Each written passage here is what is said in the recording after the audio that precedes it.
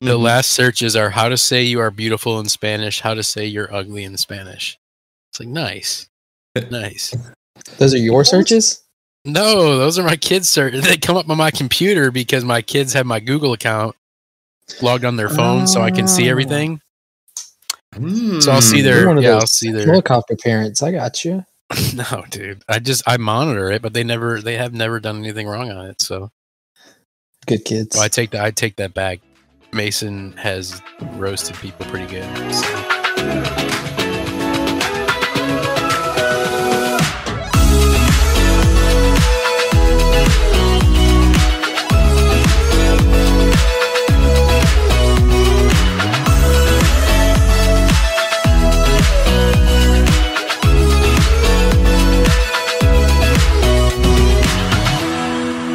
Hello, welcome to episode 3 of Somehow I Dad, a podcast about dad life from our own perspectives. I'm your host, Garrett, and joining me today from the great state of Ohio, Gordo.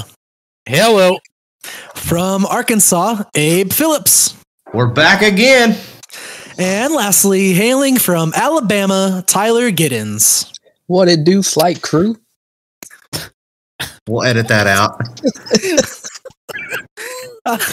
Before we get into today's episode, there's something that I wanted us to go over. Most of you know that Tyler and his wife, Ashley, are right around the corner from welcoming their second baby girl, Oakley, into the world. Ashley is like, what? She 36 weeks pregnant now? I can count backwards, so she's like four weeks away. So 36 weeks pregnant. Great. So Ashley is 36 weeks pregnant, and our good friend Tyler posted this on Facebook the other day, and I quote, "My wife just called me from another room to help her get up from sitting on the floor, so I guess you could say she's kind of pregnant." To which Gordo comments and says, "That's how my wife gets me off the toilet when my legs fall asleep," which is understandable. We've all been there. But what I think we all want to know, Tyler, is did you post this before or after helping your wife get off the floor? I'm laying on the couch watching SportsCenter because nothing's on, and I was comfy, and she's like, "Tyler!" She calls me from the other room, and I'm like, "What's going on?" She said, "I need help. I can't get out of the floor." I said, "Oh my gosh!" I said, "I'll be there in just a second." And I get to posting. I post the status, and I get up, and then I go help her. Oh my god! You should have waited for her to comment on it. And then I tagged her. I helped her up, and then I said, "Hey, check your Facebook." She said, "What?" I said, "Just check it." Then I walked away. Has she talked to you since? Huh? Has she talked to you since? Oh, she doesn't let me live it down. Yeah. In other news, Ashley wants it to be known that she does have a husband for sale and will gladly accept a trade for a Stanley Cup. So if you've got any of those laying around, she is more than welcome to accepting that. But other than that, we've got a great episode in store for you guys. Let's get into it. Does anyone have any funny stories about their family or kids they'd like to share this week? I got one. So I checked a bucket list item with my son over the weekend. We went and saw Avatar. And probably a pro dad tip: check the length of the movie before you take a 4.5-year-old to the movies. It only cost me a large Sprite, a box of Reese's. Okay. Those little the pieces, and a tub of popcorn, and that $400 second mortgage. Man, I know. $90 later. To be fair, he did great. However, two things. Avatar, I didn't realize had that much profanity in it. Hindsight, in the way that my kid listens to profanity, is not ideal because he asked. It was a bad movie. Ugh, man. And to be fair, we be very careful around him. Sometimes things slip out, right? Yeah. But we're very, very careful in what we say around him at this point. And he asked his daycare director if he knew what the F word was. So that was fun when I picked him up. But back to the movies. So he's towards the end of this bucket of popcorn, and the whole time I'm thinking this is a good movie. I'm enjoying it, but my wife is gonna kill me when I get home because dude is either gonna throw up on the way home or he's absolutely gonna pass out early. And so he's shoving this popcorn in his mouth and bites down on a kernel and goes, ah! Loud AF in the movies, okay? And I'm like, I look over and I'm like, dude, you can't yell in the movie. What happened? Oh, yeah, you're a movie guy. I did a popcorn seed. I did a popcorn seed. He said, it's a popcorn seed. What do we do with it?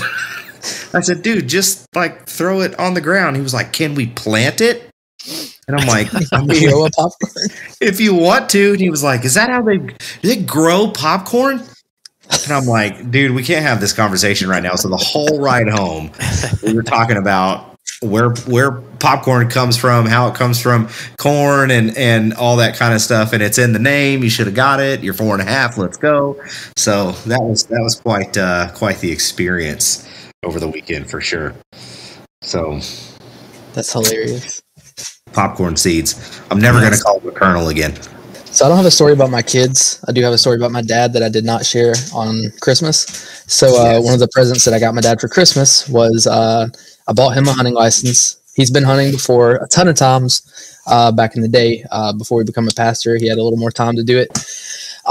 But he's never killed a deer, right? So me and my brother we've killed bucks, we've killed does, we've killed a bunch of deer, and he's never killed one. So I said, I'm going to buy you a hunting license. I can bring you onto the club for any day during December, and I'm going to take you on Christmas. We're going to go find something that'll put you in the best spot possible, and we'll see what happens. It'll be freezing though. It was like 19 degrees. So I bought his license, got him ready, got him a gun, got him everything in the stand and ready to go. So I dropped him off at his shooting house. I was like, just wait here. I said, if you see anything, if you see a doe, you might not want to shoot it. You might want to wait on a buck. I said, it just depends on what you want. I said, it'll be your first deer. So I'm going to go park the truck, and then I'm going to walk past you to my stand. It's about a quarter mile. If you shoot one, you need help, just text me, call me, let me know. I'll be right down the trail. So I park my truck, I get dressed. I'm carrying a buddy heater. I'm carrying a gun. I just got all kinds of stuff in my hands, and I'm already exhausted because I'm carrying all this stuff, and all he had to do was walk 4 steps. And he's been in the shooting house about 5 minutes as I'm getting dressed. So I walk down the trail about a quarter mile. I unzip my blind. I step in. I spooked a doe on the way in. So I text him. I said, hey, just be on the lookout. There's does out. He said it ran in the field and ran out. I said, okay. So I get in the blind, zip it up. I hear bang. I was like, what? I said, did you shoot? He said, yeah. All right. Did you shoot it? Did you hit it? Yeah. Is it dead? Did you get it? And he said, I think so. Limped in the woods. I pick up the phone and I call him. I'm like, are you joking? Like, did you actually shoot this deer? He said, yeah, it limped off in the woods. I think it's gone. I said, oh my God, now I'm going to have to go chase a deer down and find it, track the blood. I'm going to go into it and just find it for the next hour. I said, okay, I'm walking back. So I haven't sat down in the last hour because I've just been walking the whole time. So I walked back to the shooting house. He's been in it for like 20 minutes. And we walked to the edge of the woods and it's just laying right there.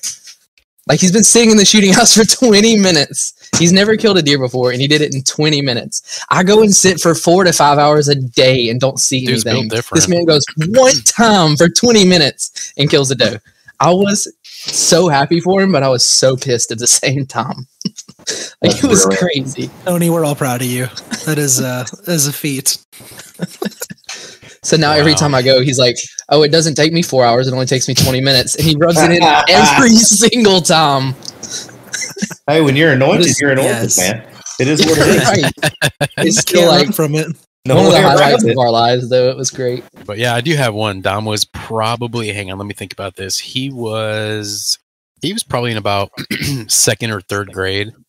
And we get a call from the school one day, and they're like, hey, they're like laughing, but they're like kind of nervous, right?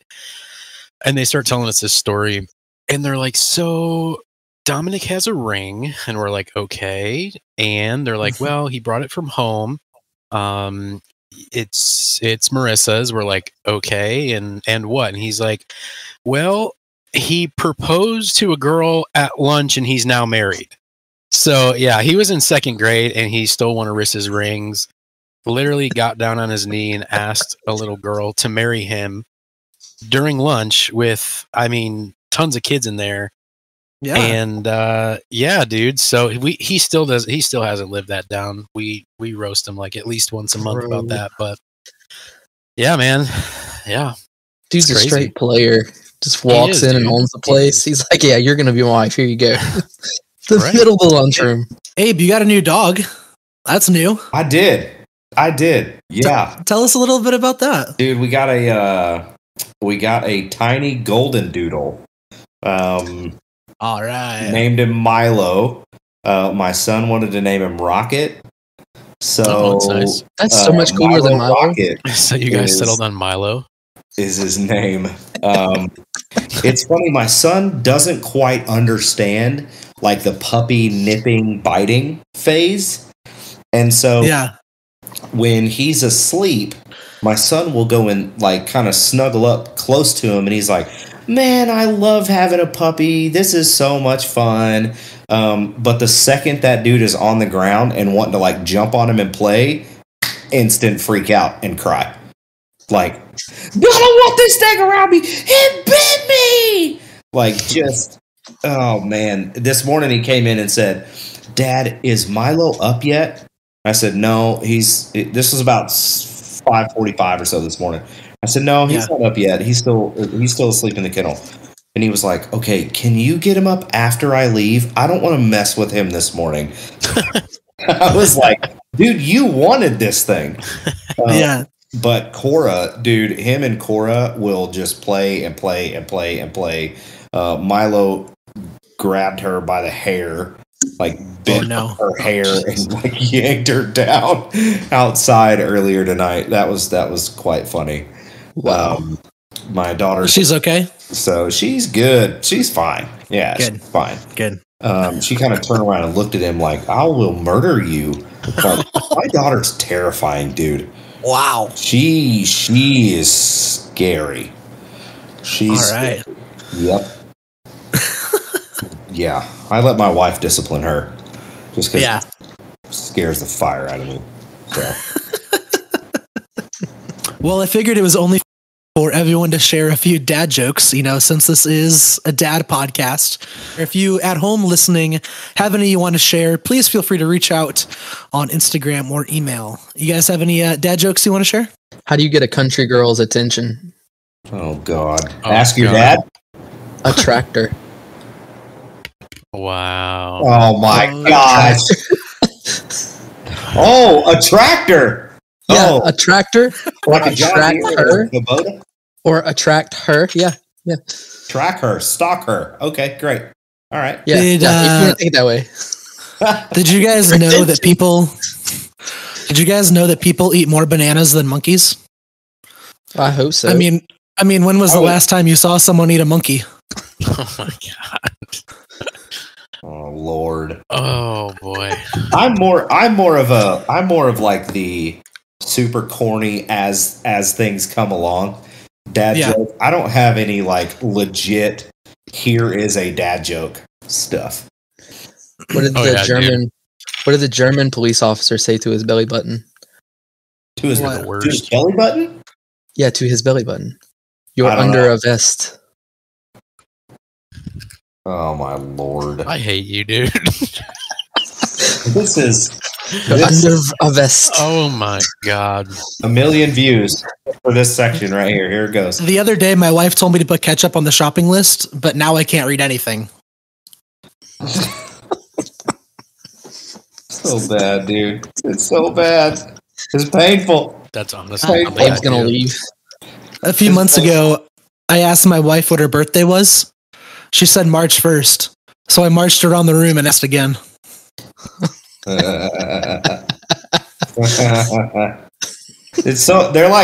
It's sympathy laughs. They're so bad. This sounds like something I would do. Did you guys hear about the Italian chef that passed away with a terminal illness? No. He passed away. You said it. Can only do so much. Now he's just a pizza history. I heard it was fake and that he was an impasta. Oh, there it is. Oh, that was good. This is painful. I've got one more. Does anybody else have any? Yeah, my dad makes a great lasagna, so we call him Pasta Tony. Oh my gosh. Oh man. I was listening to the news this morning, and a truck loaded with Vicks Vapor Rub overturned on the highway. Amazingly, there was no congestion for 8 hours. Hey. I did ask my chiropractor why he doesn't do stand up. He's like, "What do you mean?" And I'm like, "'Cause you cracked me up." And he's just like, "All right, dude, get out of my office." Does anybody have any more? No. Abe's like, please. Abe's like, please let us move on. He's making his skin crawl. It hurts. It's painful.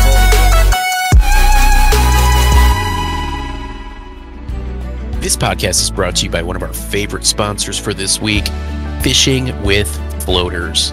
Fishing with Floaters is a family-friendly game for all ages. Are you and your little ones ever just sitting at home on a gloomy Saturday night wondering what the heck you can do to keep them entertained? Well, Fishing for Floaters is sure to keep family time fun and delightful. Just take these slimy logs and place them in and around your family toilet.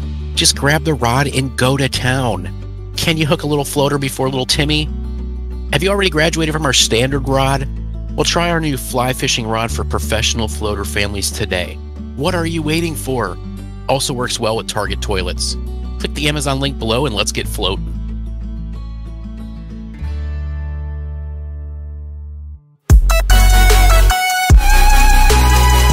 Well, hey, if you have any questions about dad life, parenting, married life, or just general questions about Abe's flat earth theories, please follow us and message us on Instagram, comment and subscribe on YouTube at SomehowIDad, or email us at somehowidad@gmail.com. This week's question comes in from TJ Weaver. TJ asks, how often do you think about how you're modeling a marriage in front of your kids? Every second. I think I would add to that, what are you intentionally doing to model your marriage in front of your kids? We might take up the whole podcast for this one, dude. What a great... Hey, that's all right. What a great question. My God, for sure. That is... I can tell you everything I do wrong. Man. I'm a very good model at what not to do sometimes. I'll tell you that much. With the quickness. That is... Dude, so I don't think I was prepared for that. I would say, like, one thing that we try not to do is argue in front of each other. Because we've done it before. We've had arguments like every couple does, but we did it like... We've done it in front of Aspen. And then that just causes her to, like... to ask questions like, Daddy, why do you hate mommy? Like, I don't hate your mommy. Vice versa. She'll ask her mom the same thing. And this is not really the example we want to set. So if we ever have to have an argument or we ever get frustrated, we just kind of separate or walk away until we have the moment to talk about it. Because talking about it while you're extremely frustrated anyway is not going to solve anything because you're just going to end up yelling anyway. Yeah. So we try to disband for a few minutes, find a moment to where we can come together and talk about whatever it was we were upset about and then put it to bed there. And I think that's one thing that we've done pretty well lately that we didn't do very well in the past is avoiding any confrontation in front of her. I mean, there'll be a little like, hey, why'd you do this? Why'd you put this here? Or whatever, but not like arguing in front of her. Man, I don't think that there, in all seriousness, there has ever been an argument is there's so many levels and so many facets to that, right? So like for me, it's important for me and my wife to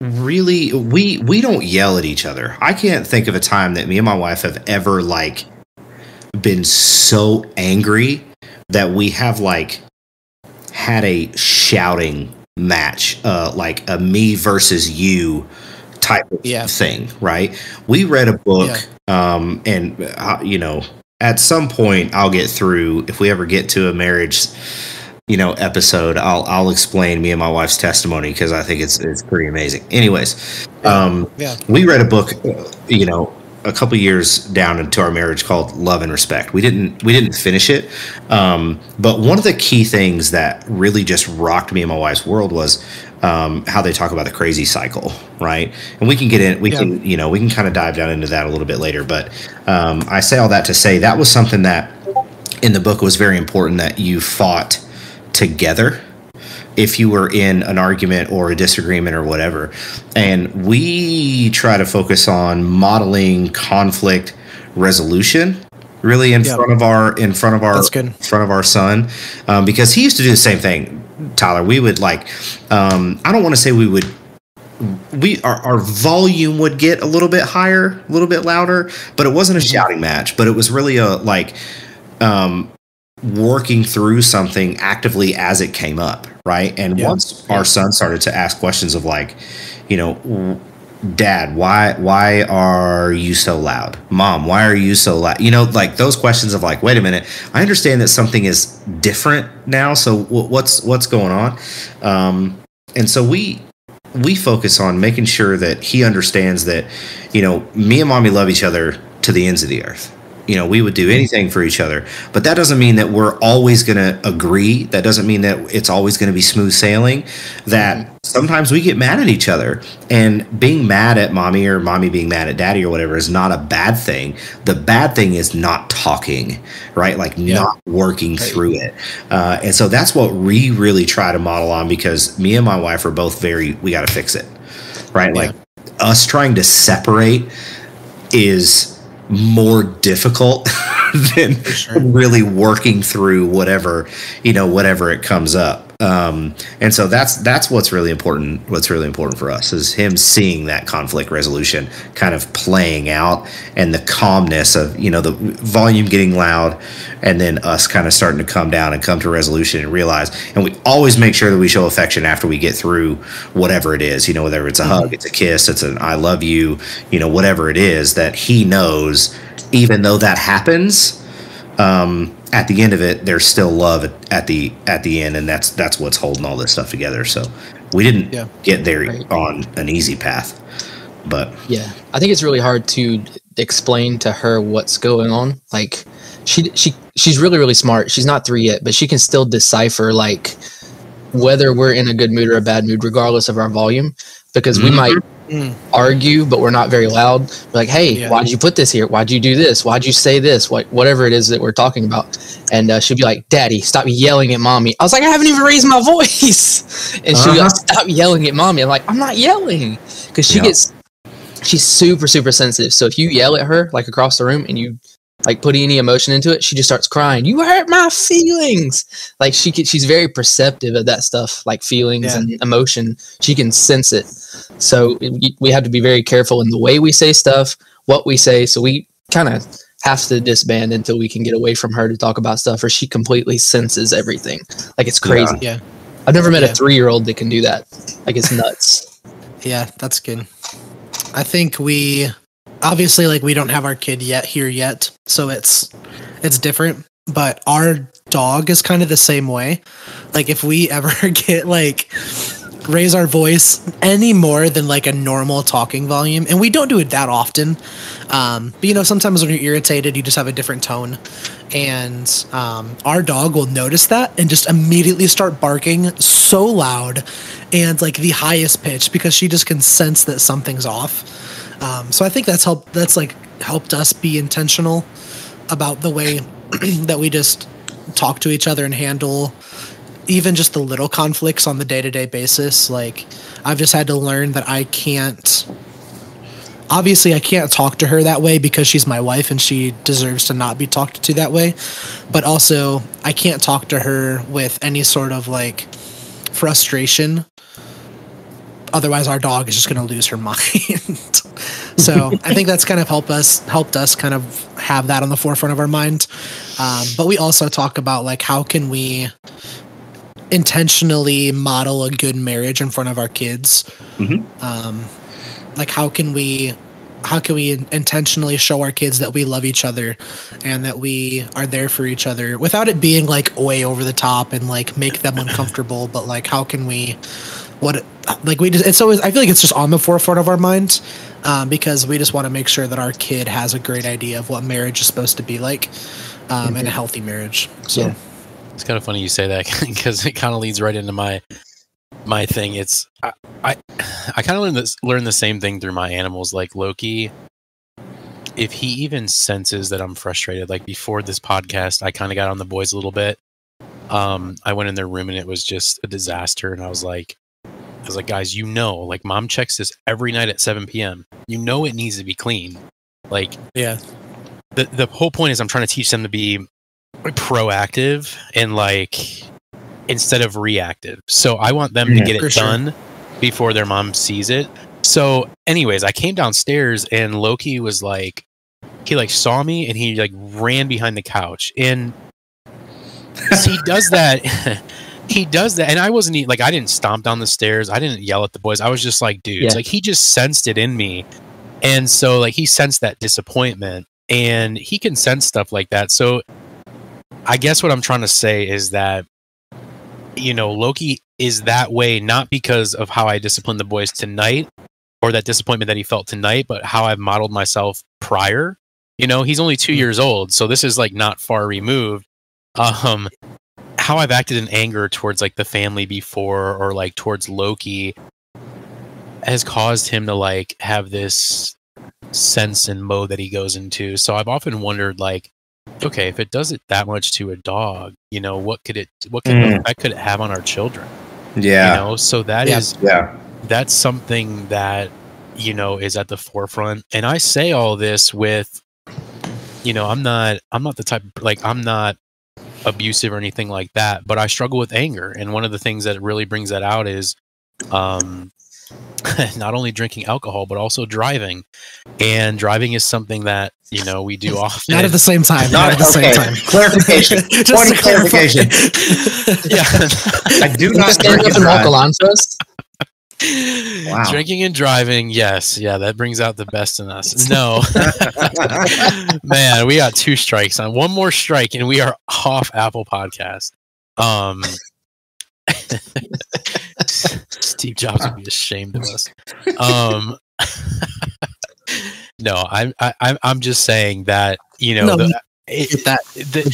those things are so recent that it's like something I've learned and something I've prayed about and realized is that, like, it's not, we have an opportunity after the fact. If we screw up, we have that opportunity after the fact. I'll give you guys a little story.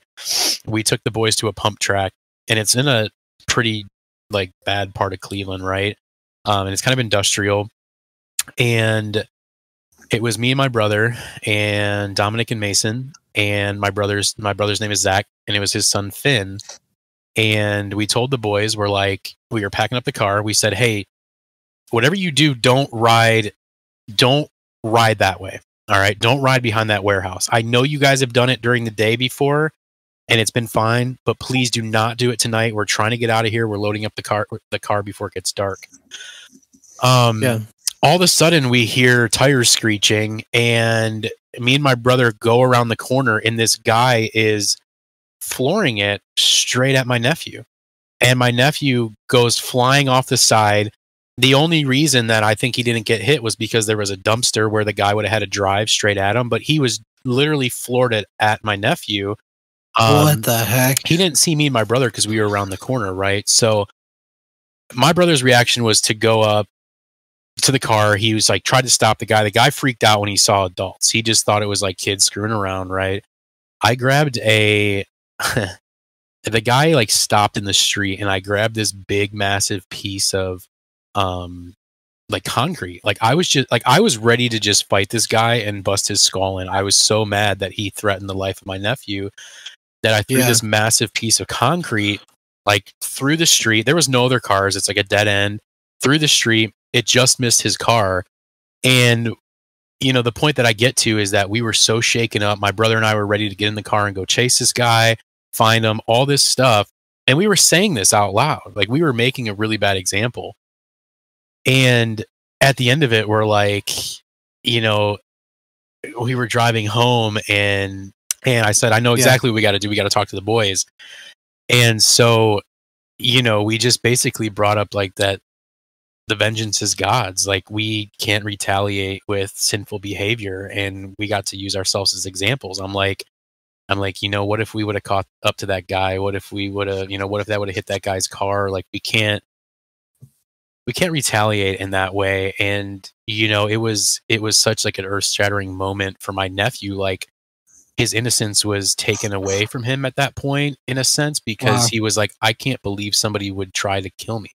Like, he was so upset because he couldn't believe that somebody would try to kill him. And, whether or not the guy would actually hit him, the way that it looked to the warehouse manager that we called the next day, he said he drove right at him trying to kill him. The only thing that saved him was that he swerved behind the dumpster. And it was just a really great life lesson, because I'm telling it right now and I want to go find the guy. Right. And I'll go with you. It's just, it's like a natural feeling. And it's very hard for me to sit here and say that we have to, and we have forgiven that guy. And, and that's the hardest thing to do sometimes. And so I guess sometimes I think, we're never going to be perfect, but sometimes I think our kids see these things that we go through, so we can teach them very valuable lessons. Very, very picturesque lessons of, this is life. We're all sinners. This is what we ought to do when we sin, though. Bring it back in, repent, reel it in, get back to it, so that's really good. I think it brings up a good point too, of like, you have to think that you're not only just modeling what a marriage is going to look like for your kids, but you're modeling what being a dad looks like for your kids. And you're going to, you're teaching your kid, even at a young age, how to be a dad. Yeah. And how to respond to things in that kind of in those kind of situations. So it's just good to always, like, I think the key in all of this is, like, it should just be something that we're constantly thinking about and recentering ourselves, going, I'm always setting an example for my kid, my kids, my nephews, whoever it may be, whether that be in my marriage, in my friendships, in who I am as a dad, as a father. Like, you're always just setting an example, and you have to be aware of that. And even if you mess up, it's okay. Like, let's recenter, let's refocus, let's regroup, and let's figure it out, and let's be a little bit better tomorrow. And I think that's what it's being about. And I think that's really good. Yeah, it's funny when your kids, like, you teach them things that upsets their mom, right? And then you upset their mom with the same thing, and they tell you, Dad, you're upsetting mom right now. Like, you're like, whoa, you're right. And that's the whole point of, like, raising little boys, is like, you're raising men. And I had a tough conversation with Riss tonight, and I said, babe, you're not supposed to have to yell at them. Like, they're supposed to be proactive. You're checking to make sure it's clean at 7, not to yell at them to clean it, And it's just cool. I think always bringing it back to love, just like Abe said too. And I rabbit trailed there a little bit off marriage, but just like Abe said, like, we can't, if we're mad at each other, we can maybe be mad for maybe 15, 20 minutes, a half hour, an hour at the most, but it's like, we have to work it out. We have to work it out. Can't stay mad. A big thing in our house is, we've got a 4.5-year-old, and he doesn't. There's no emotional intelligence, right, or anything like that. And so, a big coined phrase in our house is the feelings are okay, the actions aren't, right? And that really goes so much further than, goes so much further than, like being upset and throwing a toy or throwing a fit or, whatever it is, right? Like, we have to model that the same way. We're not great at it in any way, shape, or form. And that's something that, we have started to kind of talk with Roman a little bit about, on a very, very high level, obviously. But it's just like, look, we do the best we can every day. Let's focus on today. Let's do the best that we can today. And if we mess up, guess what? God willing, we'll wake up in the morning and we get to try again. And that's the thing. And that's the important piece, right? Is daddy's not always going to be a great daddy. Mommy's not always going to be a great mommy. But the core is we're a family and we love each other.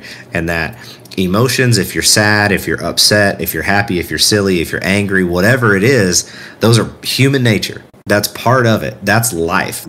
Yeah. But it's not okay for daddy to yell at mommy. It's not okay for mommy to yell at daddy. It's not okay for Roman to be mad and throw a toy. You can scream, I'm mad, if you want to. I want you to be able to express that stuff.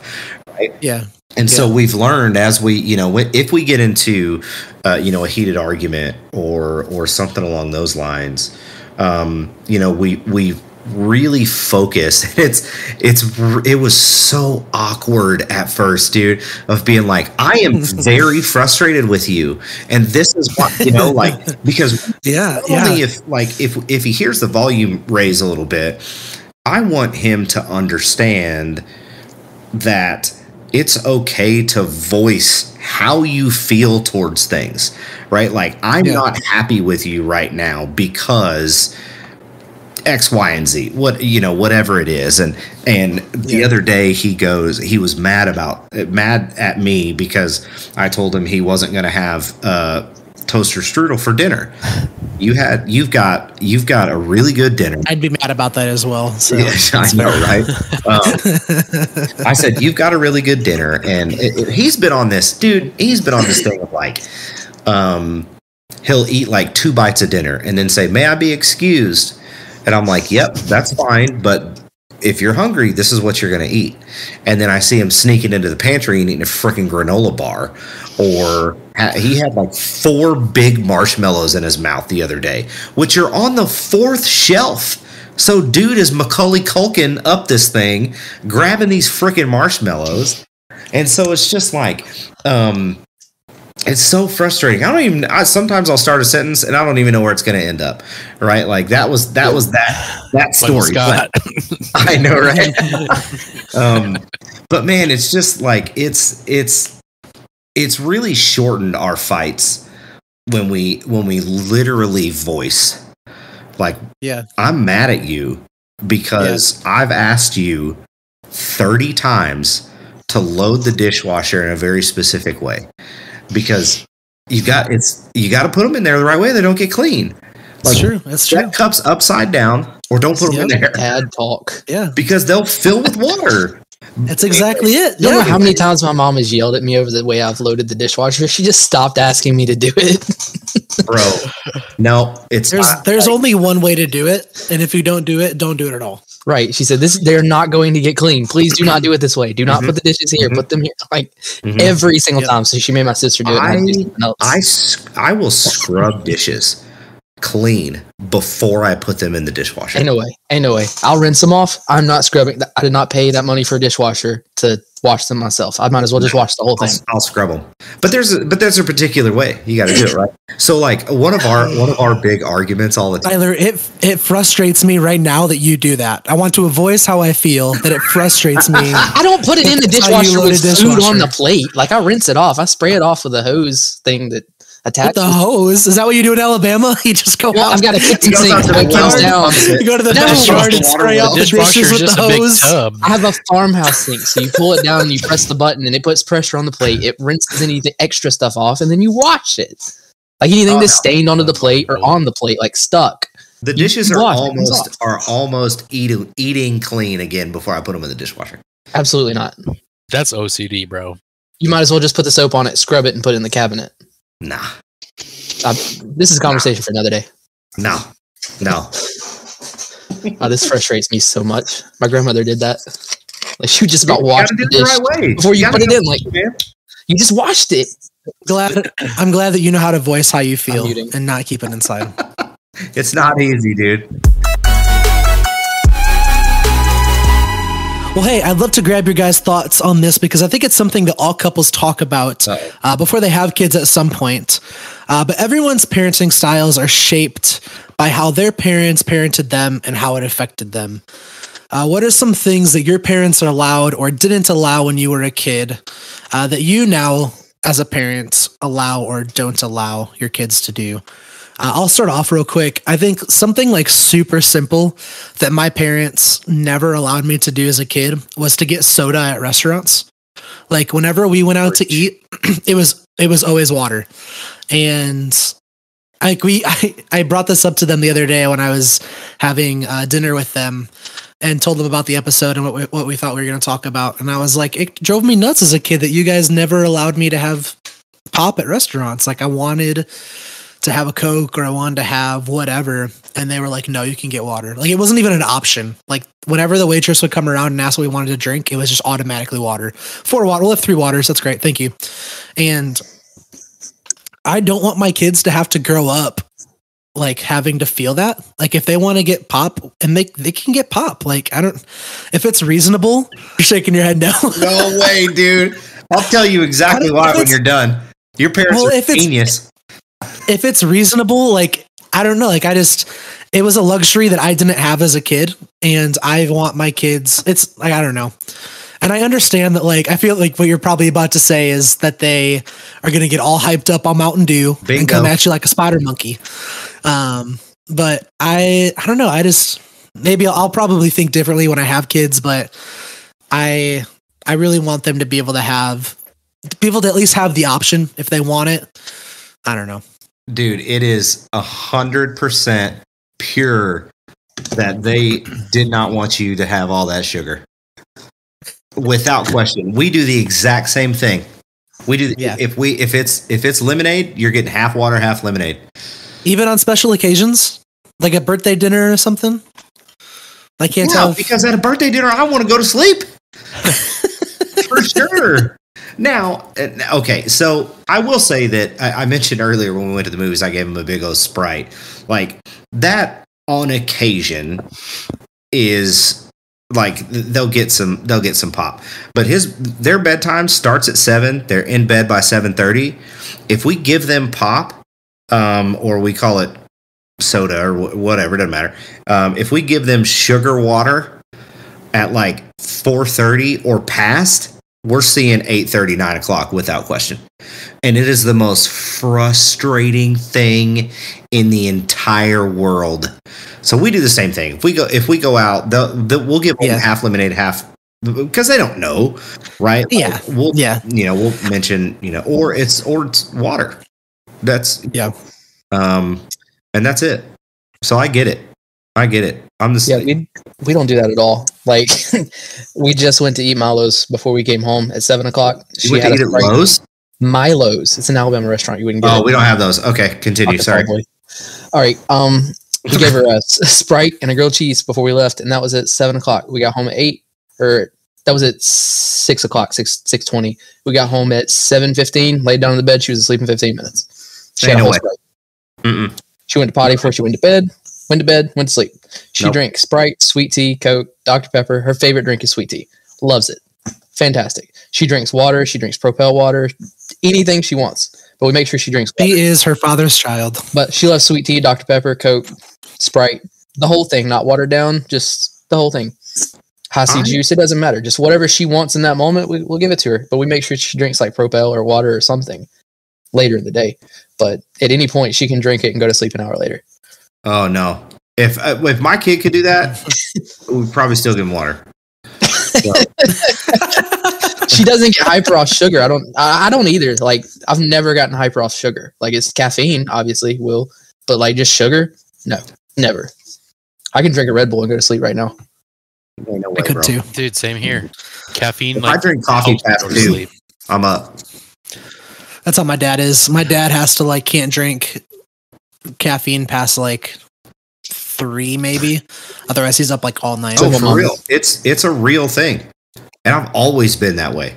And I wish I was that way, dude. My parents never Coke and stuff wasn't soda wasn't a huge thing at my house all the time. We had a lot of sweet tea. My mom made a lot of sweet tea, but it wasn't like syrup.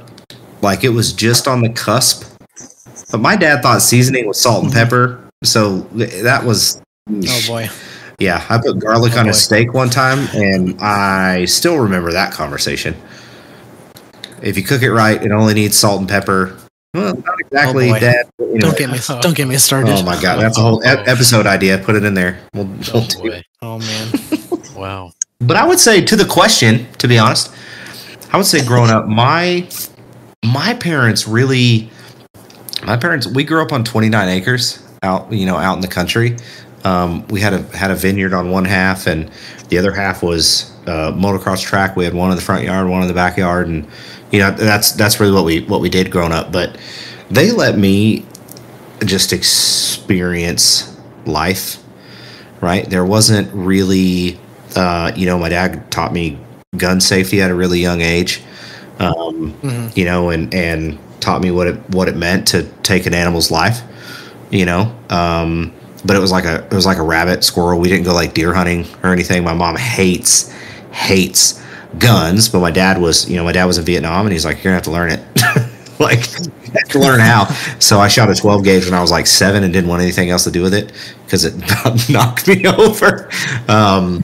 But yeah, there was never really, when I got older and got, towards a junior, senior in high school, my dad sat down and was like, look, if you're going to go to parties, there's going to be alcohol there. There's going to be other things, right? Like, I don't want you to do those things, but I can't stop you. So here's the cold hard truth. If you get into, and this is something that I'm really starting to realize now, that I didn't recognize. My dad passed away. It was 8 years ago in December.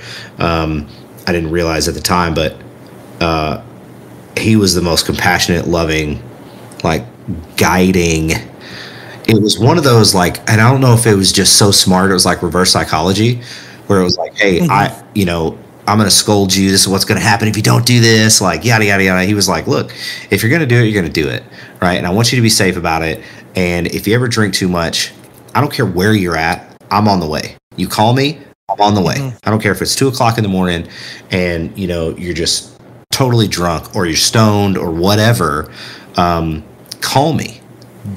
I want you home over, you being safe and all that kind of stuff. And I've never done a drug to this day, right? Not because I didn't want to or whatever. Now, I got super wasted at parties and all that kind of stuff, but I've called my dad a handful of times, and every time he's there, and he never asks, he was never pissed off about it. He was never anything. He's like, you're being, even though you're breaking the law, you're doing something you're not supposed to. I know that and you called me, and that's what I care about, that you're coming home. And he's given multiple friends from high school rides home and all that kind of stuff. And I didn't realize the impact until now, having a kid and all that kind of stuff and just walking through that. So my parents were very, very open. And I know what I did as a kid, dude. Oh, I was horrible as a kid. Yeah, me too. I was so bad. And I see that in things that like Roman does now. And I'm like, bro, you better not be doing that, because I know what I was doing as a kid. Yeah, but I have to I had a great conversation with my mom a couple weeks ago about I just watch how she interacts with Roman, and it's very convicting for me, because I feel like I strangle this kid a lot, even though on the other hand, I feel like I give him a ton of leeway. At the same time, I'm like, man, I need to let him experience these things on his own, and I don't want to hinder him. And the more and more I watch my mom interact with it, the more and more I feel like I'm a little tough. Like I need to loosen up and let this kid act up. And so what if he breaks this $20 baseball bat that we bought him? It's like, whatever, it's $20, but at the same time, I want him to learn that we take care of the things that we buy. It's like I'm super convicted a lot of the time of like, am I doing too much? Am I not doing enough? So it's emotionally taxing for sure. Yeah. I don't know. I guess the only thing my parents really didn't allow too much was like sleepovers. Like most of the time we couldn't go to somebody else's house. And I think that's a very prominent thing in families. Like some families do not allow it at all, and some families don't care. They're like the destination spot. Every kid in the school comes over to that person's house, But ours, I get both sides of it. But I think the majority of it for me was I was diagnosed with diabetes at 4. So it was a very steep learning curve on how to learn how to use that and learn how to trust somebody else with your child that was diabetic. Yeah. So I think that was the main reason. But that was really the only thing that we weren't allowed. And Ashley's already said that she's not going to allow Aspen to go anywhere else, like somebody else's house, because you just can't trust people that you don't know. Like you do not know, like if you know the person, like you can justify it. Like if they're family or they've been in the family for years and they're a long lasting family friend, you can understand that stuff. But somebody you just met 5 years ago at church, you don't know them. So I think it's not necessarily something that we like that's got to be another episode in and of itself, because I think we could talk on that forever. Right. Yeah, we could do a diabetes episode. Sleepovers. Oh, yeah, diabetes episode. My bad, sleepovers. Yeah. Diabetic sleepover.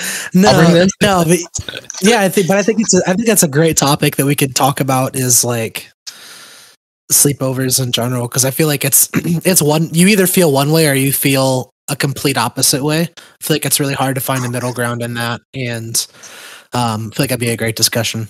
But yeah, I did think I'll have to tell you guys a memory of a sleepover. That's the worst I've ever, like the maddest I've ever seen my mom and dad in my entire life after one sleepover.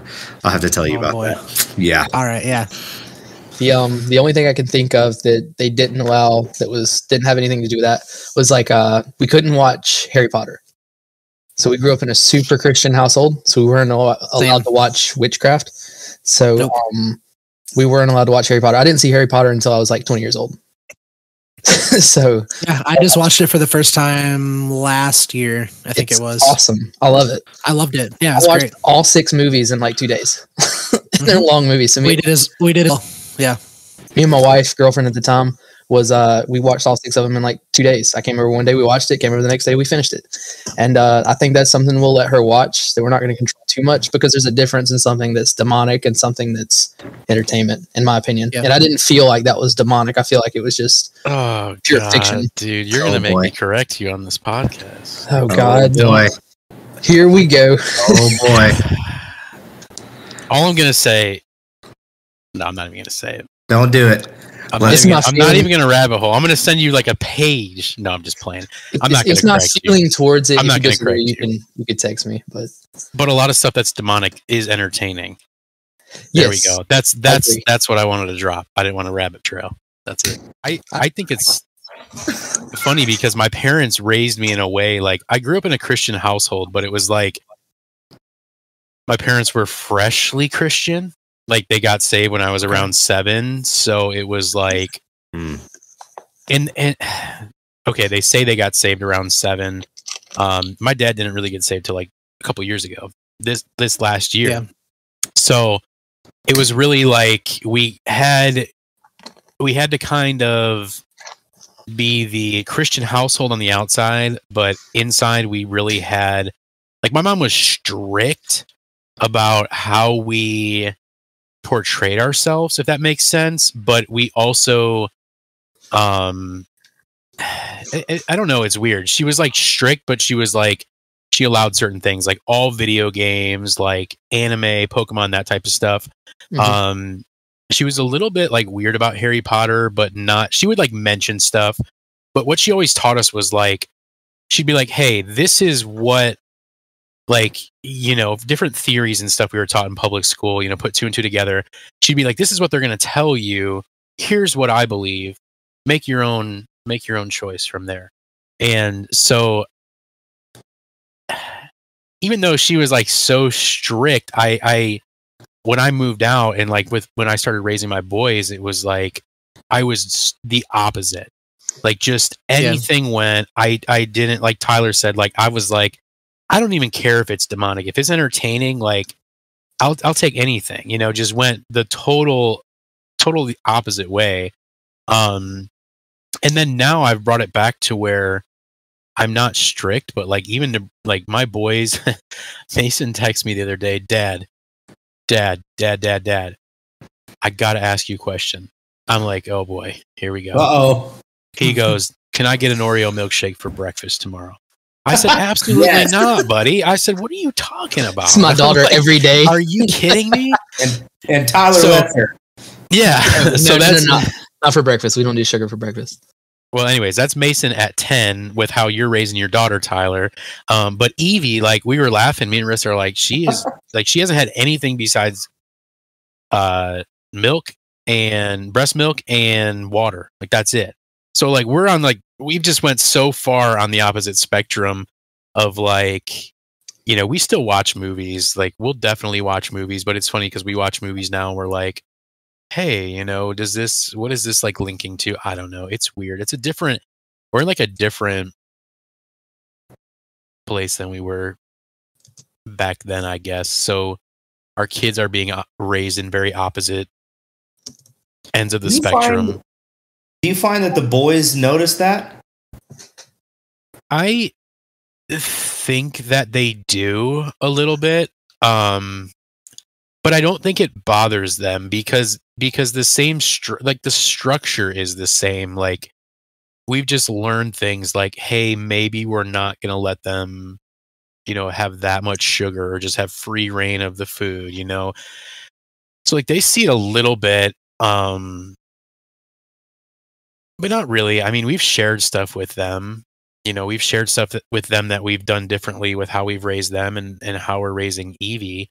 It's also different because she's a little girl. Like I've always thought of like I'm raising men. Now I'm like, oh my gosh, how long can I keep this beautiful little girl in my household and never let her get hurt or heartbroken, you know? And so it's definitely interesting. It's definitely interesting. I had more to that, but I completely forgot it.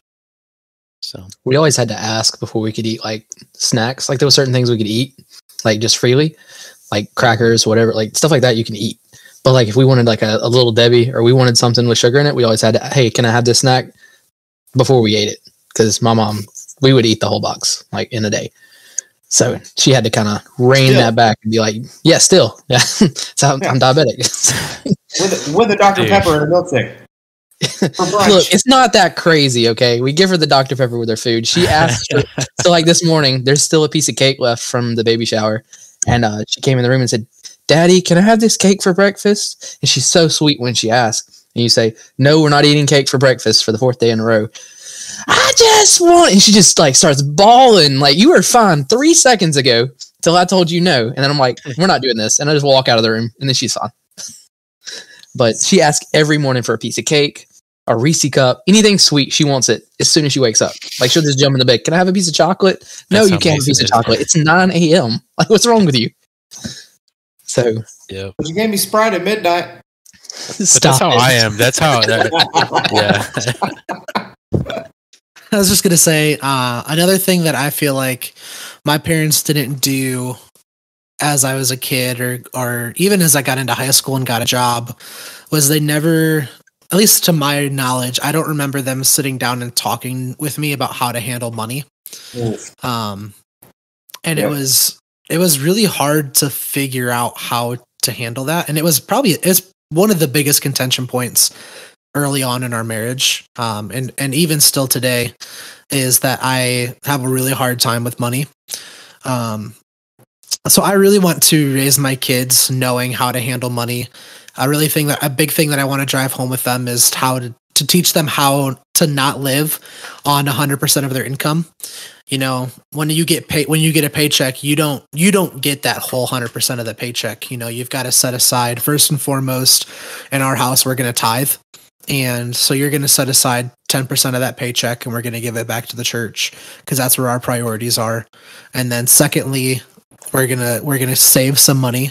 You know, we're going to save a certain percentage.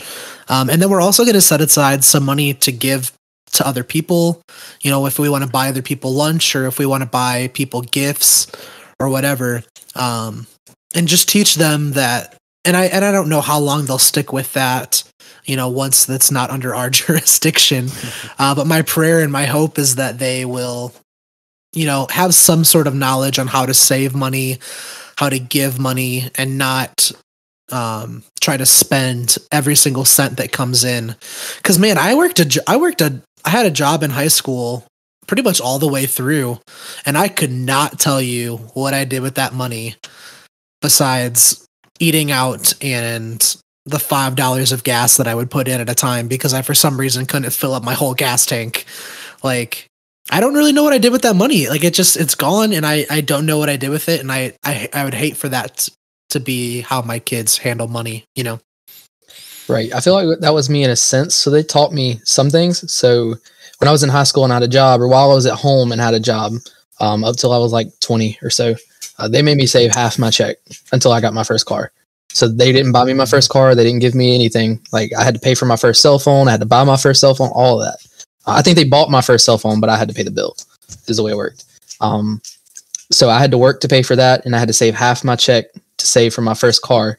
And I ended up saving half my check until me and my sister got up enough money to buy a car together, and we just shared it because it was expensive to buy a car. So I did that. And then, but I was never taught like specifically, this is what you need to do. This is how you need to save. This is what you need to put your money into to save money and to build money. And I think that's one thing that I struggle with today is balancing that and not living on 90 to 100% of what you make. And I don't want her to be in the same boat that I'm in, you know? Yeah. Abe, you look like you're just thinking over there. What do you got in your mind? Yeah, my parents didn't teach me about money at all. And I don't think it was necessarily intentional.